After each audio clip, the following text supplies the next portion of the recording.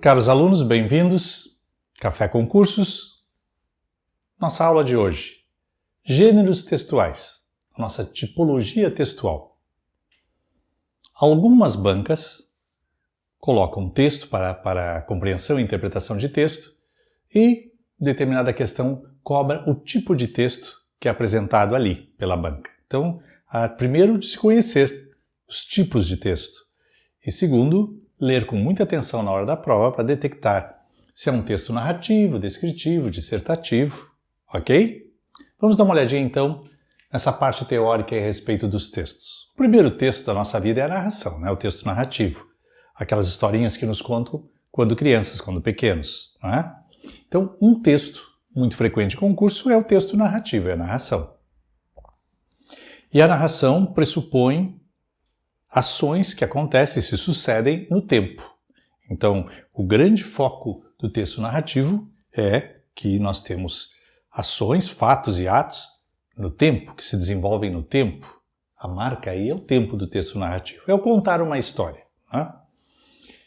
É importante observar que nós temos alguns elementos da narração importantíssimos, podem ser alvo de questão. Por exemplo, personagem. A narração pressupõe a presença de personagem e, muitas vezes, o texto nos traz personagens planos e personagens esféricos. O que é isso? Planos e esféricos. Lês o texto, a narrativa e o personagem tem o mesmo comportamento, mesma conduta, o texto inteiro. É um personagem plano, não há modificação de temperamento, de conduta, de caráter.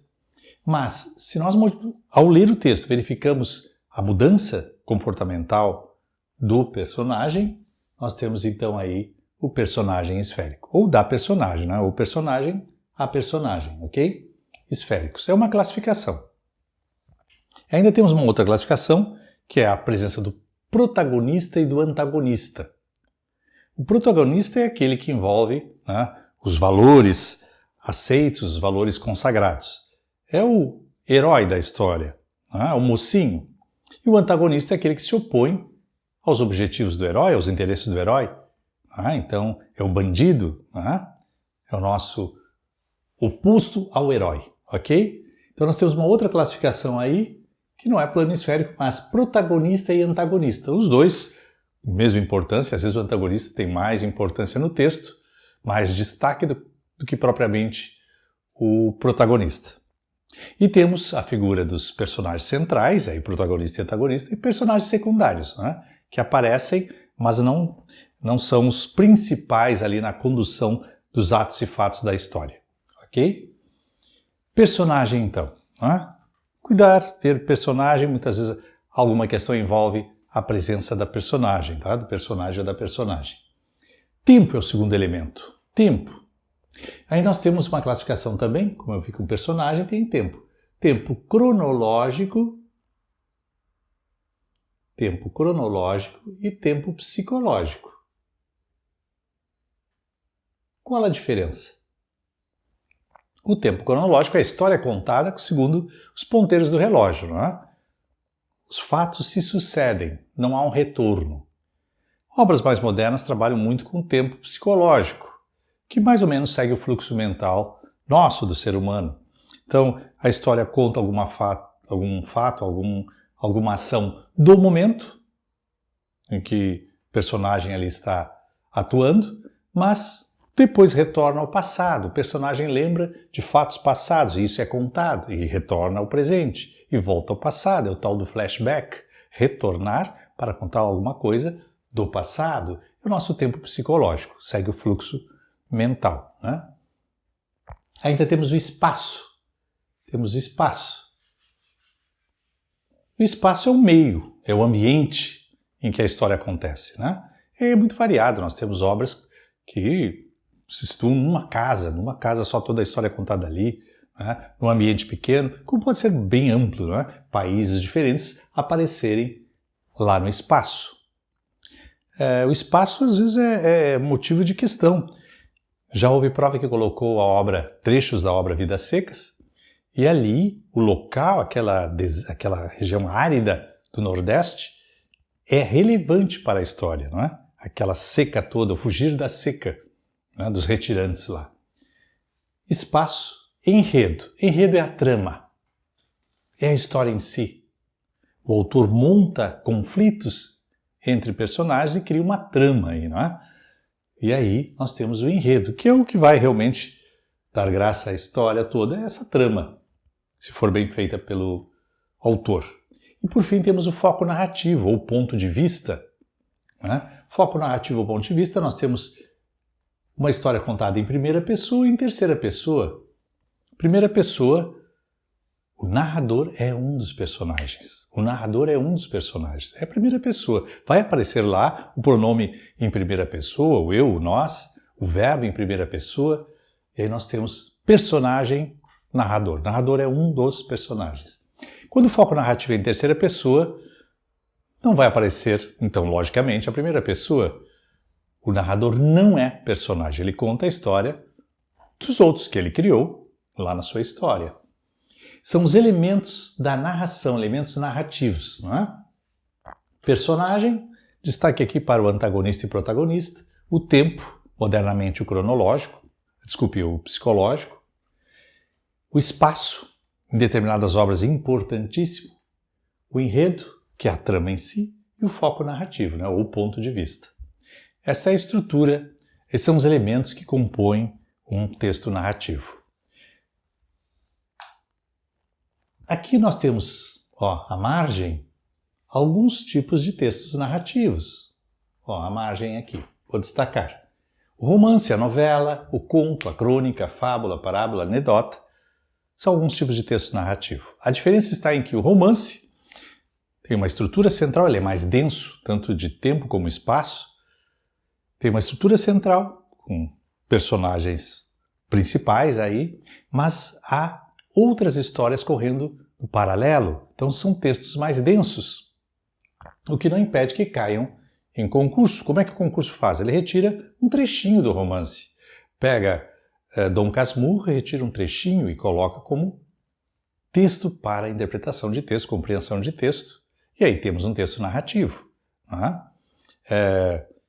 Memórias Póstumas de Brás Cubas, ou o próprio, ou de outro autor, Vidas Secas, que eu citei, já apareceu em mais de uma prova.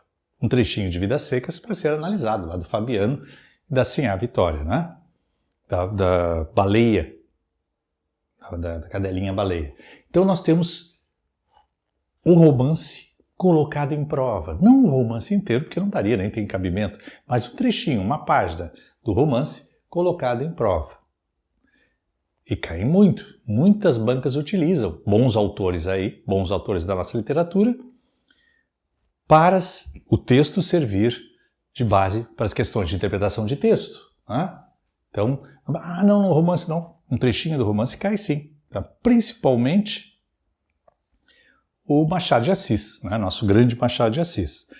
Mas algumas bancas já utilizaram Carlos Drummond de Andrade. Então nós temos aí romance. A novela é mais curta, ela é intermediária entre o conto e o romance. Não há histórias paralelas, há uma história central, todo ruma para aquela história central. Então a novela normalmente é mais curta, é mais breve do que o romance. Um romance pode chegar a 1000 páginas ou mais.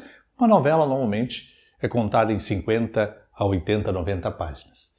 E o conto dos 3 é o menor. Já houve prova que colocou um conto inteiro, um conto do Machado de Assis, para que as questões fossem feitas a partir daí. Então, o conto é menor. A estrutura do conto ela é menor, ela tem a apresentação. A apresentação corresponde aos primeiros parágrafos, ao primeiro parágrafo, primeiro e segundo. Desenvolvimento, que são os parágrafos em que ocorrem os conflitos, a trama.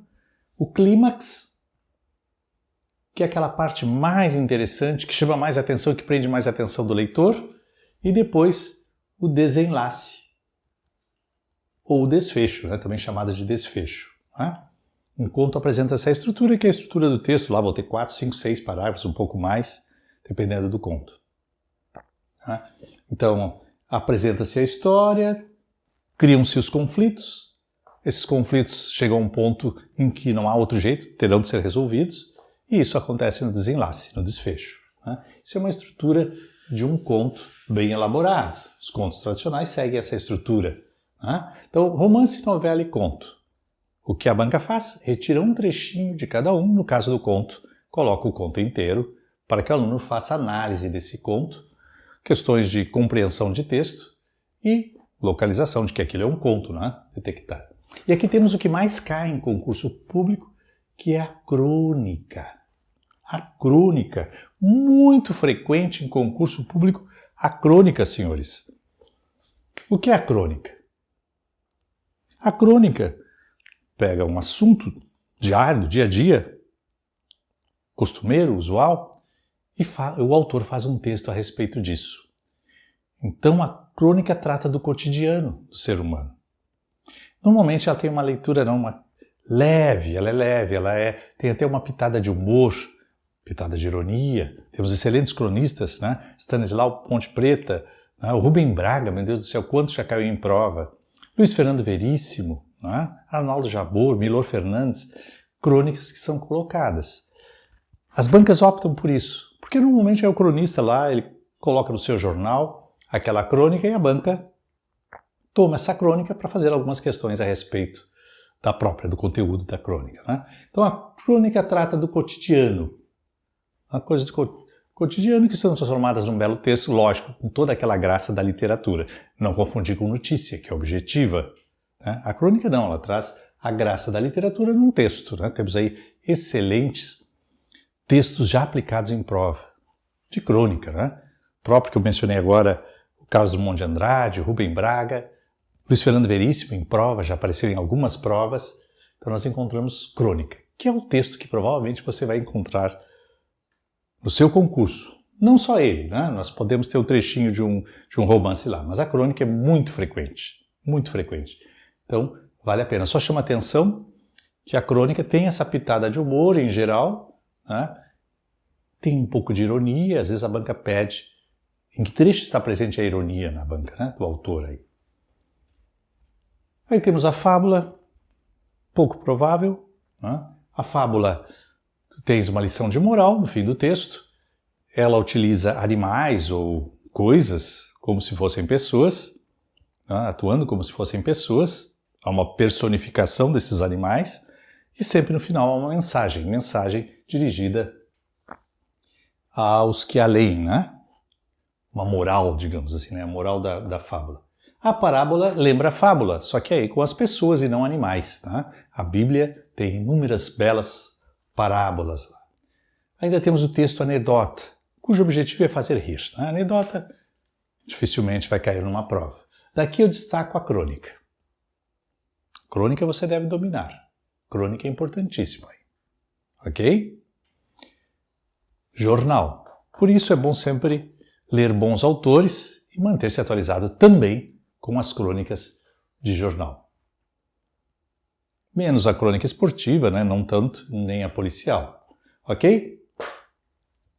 Narração vencemos. Eu vou me permitir ler um texto narrativo aqui. Vou me permitir ler um texto narrativo. Ok? Vocês vão acompanhar, eu vou colocar o texto aqui, na tela. E o texto diz o seguinte. Narração, texto narrativo. Aproximou-se do prédio. Estava receosa. Resolveu entrar e tratou de informar-se sobre o curso.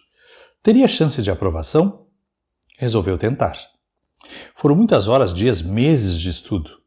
Às vezes sacrificava o final de semana. O professor marcava aulas para o sábado, nada de praia. Ainda assim, além da aprendizagem havia uma compensação. Ela suspirava quando seus olhos encontravam os do professor de português. Era o Brad Pitt do curso. Entre livros e Brad Pitt, Eleodora Leopoldina não viu o tempo passar. Era chegado o grande momento do concurso. Era o dia da prova.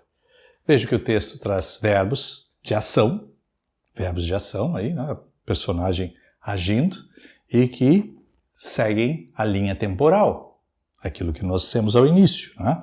Esse é um texto narrativo. Autor Fernando Lessa, um escritor brasileiro aí. Mas aí tem um outro texto, perdoem, agora é Machado de Assis. Um texto de Fernando Lessa ao lado de um texto de Machado de Assis, que heresia. Machado de Assis agora. Aquele dia foi o de maior tristeza para a moça. Estácio passou quase todo o tempo no gabinete. Nas poucas ocasiões em que se encontraram, ele só falou por monossílabos, às vezes por gestos. De tarde, acabado o jantar, Estácio desceu à chácara. Já não era só o passeio de Helena que o mortificava. Ao passeio juntava-se a carta. Teria razão a tia em suas primeiras repugnâncias?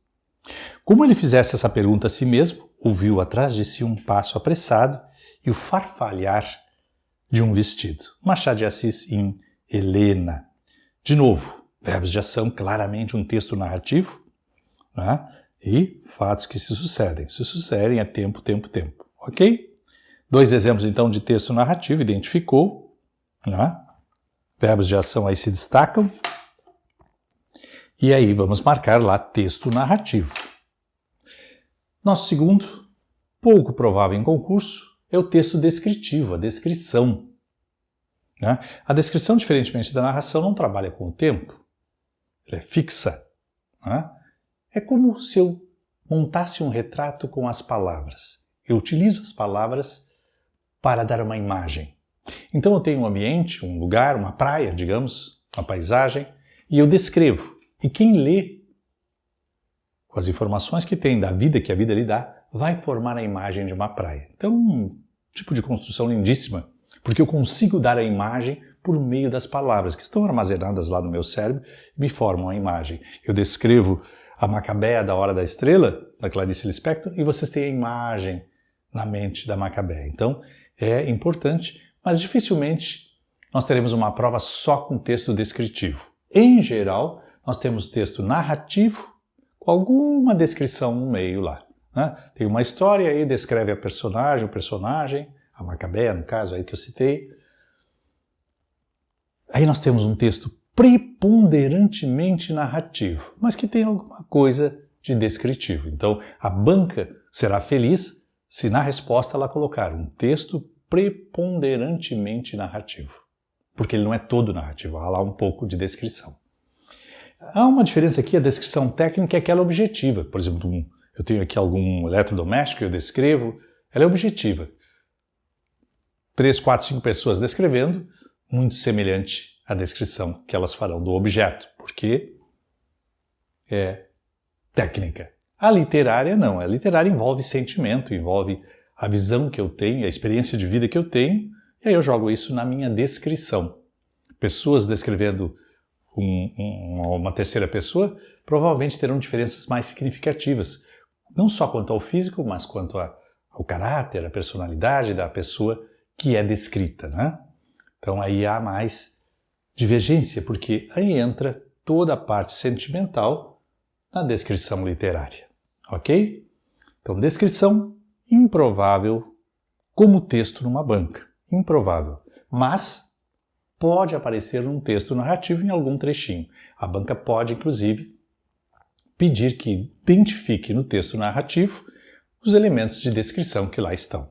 Então, um texto preponderantemente narrativo, mas com alguma descrição.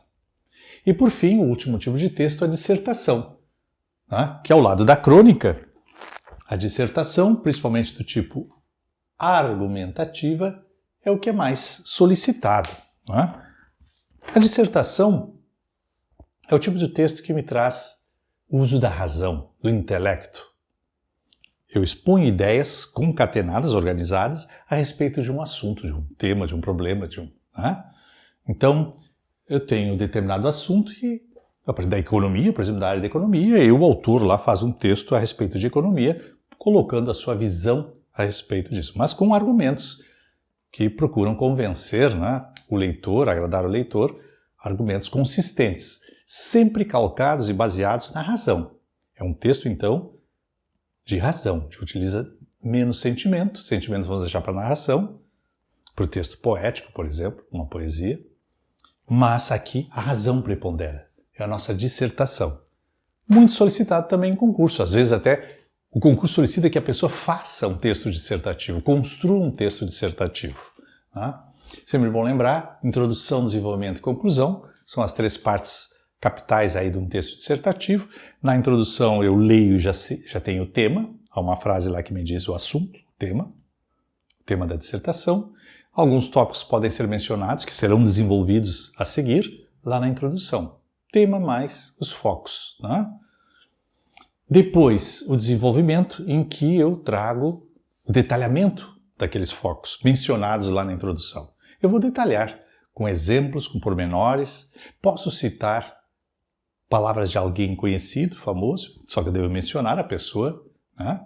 Esse famoso, para corroborar a minha ideia, aquilo que eu estou propondo. Né? Então, por exemplo, o tema pena de morte.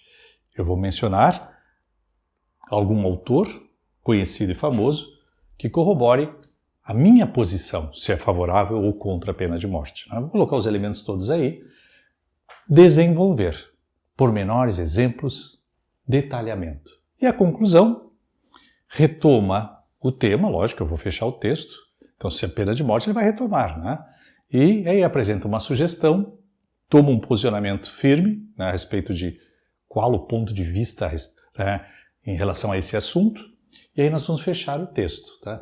Então, um bom texto dissertativo tem as 3 partes, e quando apresentado o texto de um autor, vai ter essas 3 partes. Em geral, o texto dissertativo é maior, né, do que o próprio da crônica mencionada. Né? Então, lendo a introdução, já sei de que assunto ele está tratando e qual o foco dado. Né?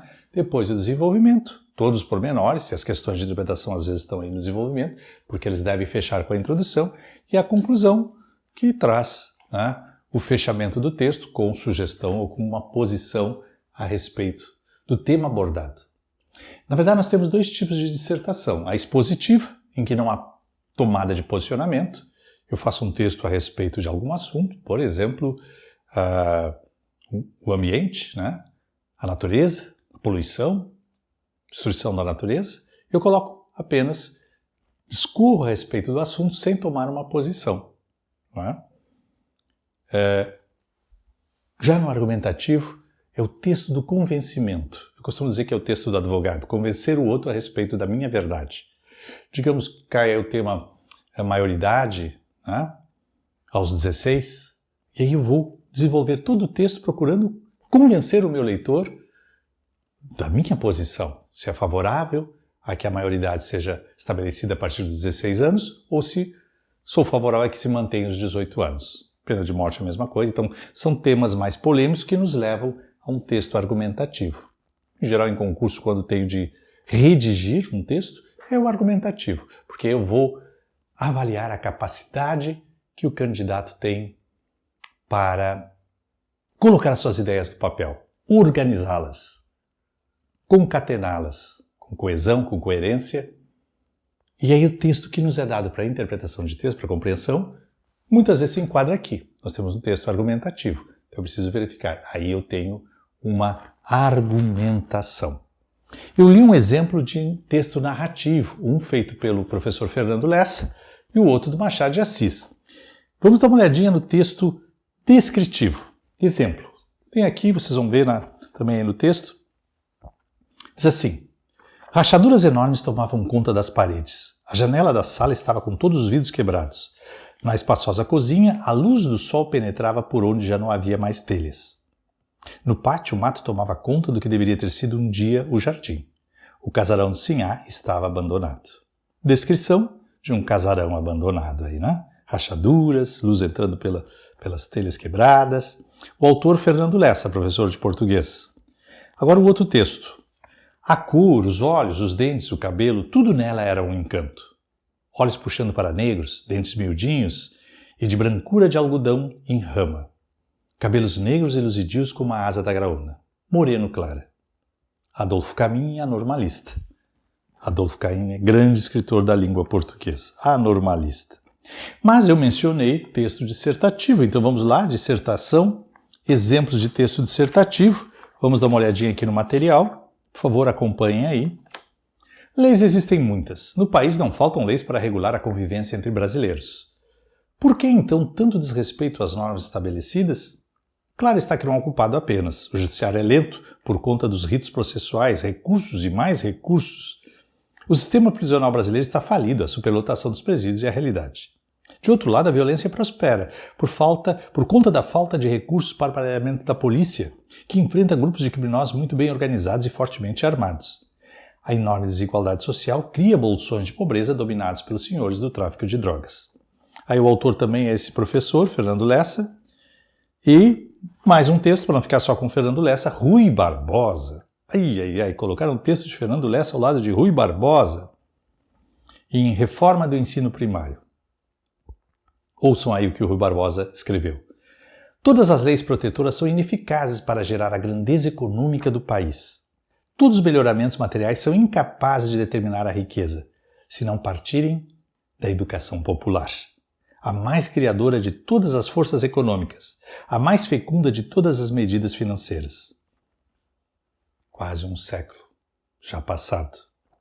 Educação. Investir em educação. E aí temos exemplos de texto dissertativo. Ok? Só fechando a nossa aula, já aconteceu de banca colocar um editorial. Aí vem sem assinatura. O que é o editorial? É a posição da empresa, por exemplo, jornalística, a respeito de um tema qualquer de interesse do país. E aí tem o editorial. Ela vai colocar a sua posição, mas não assina. Não há um autor que assine. É a visão da empresa a respeito de determinado assunto. Normalmente os jornais trazem lá em alguma página do meio um tal de editorial. Ok? É isso aí. Então vamos continuem. Temos mais aulas pela frente. Esse tipo de questão nós vamos retomar quando trabalharmos com interpretação de texto, compreensão e interpretação de texto. Por quê? Os textos que estão aqui servem para as questões de interpretação. Eventualmente, não é tão comum, a banca pode pedir a vocês qual o tipo de texto. E cuidem o tal do preponderantemente narrativo, dissertativo, etc. Ok? Continue conosco. Café Concursos.